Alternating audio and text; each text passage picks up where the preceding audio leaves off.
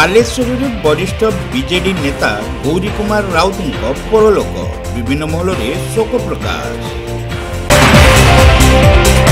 ପୂର୍ବତନ ବ୍ରିଟ୍ ଅଧ୍ୟକ୍ଷ ତଥା ବାଲେଶ୍ୱର ଜିଲ୍ଲା ବିଜେଡିର ବରିଷ୍ଠ ଉପସଭାପତି ସମାଜସେବୀ ଗୌରୀ କୁମାର ରାଉତଙ୍କର ପରଲୋକ ହୋଇଯାଇଛି। ସାହାଦାସ୍ଥିତ ବାସଭବନରେ ବସିଥିବା ବେଳେ ହଠାତ୍ ଛାତିରେ ଯନ୍ତ୍ରଣା ଅନୁଭବ କରିବାରୁ ତାଙ୍କୁ ପରିବାର ଲୋକେ ଜିଲ୍ଲା ମୁଖ୍ୟ ଚିକିତ୍ସାଳୟକୁ ନେଇ ଆସିଥିଲେ।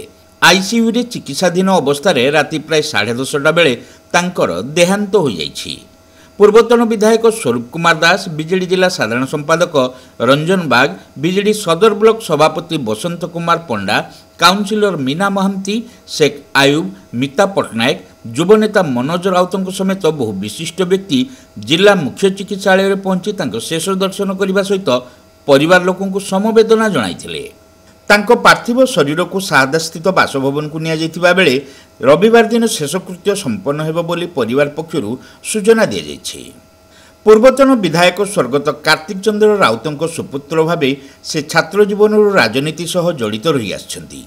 फकीरमोहन कॉलेज रे पढ़िबा समय छात्र संसद सभापति थिले। से शिक्षा पर प्रत्यक्ष राजनीति रे सामिल होई पितांक पदांक अनुसरण सह जनता पार्टी, जनता दल और शेष बिजु जनता दल रे जड़े सक्रिय कार्यकर्ता भाव से कार्य करुले। 2002 मसीह 27 नंबर जोन रु जिला परिषद सदस्य भाव से निर्वाचित होते। यह पूर्व गुड़ू ग्राम पंचायत रु से एकाधिक थर सरपंच समिति सभ्य निर्वाचित होते। केवल सांगठनिक दक्षता नुहे बरं समाजसेवा क्षेत्र में से बेस लोकप्रिय थिले। बालेश्वर आंचलिक उन्नयन ट्रस्ट बा ब्रिट रे से 3 थर अध्यक्ष भाव सुचारू रूपे दायित्व तुलाइथिले। तांको समय रे बालेश्वर शहर समेत उपकंठ अंचलर बहु विकासमूलक कार्य संपन्न होइथिला।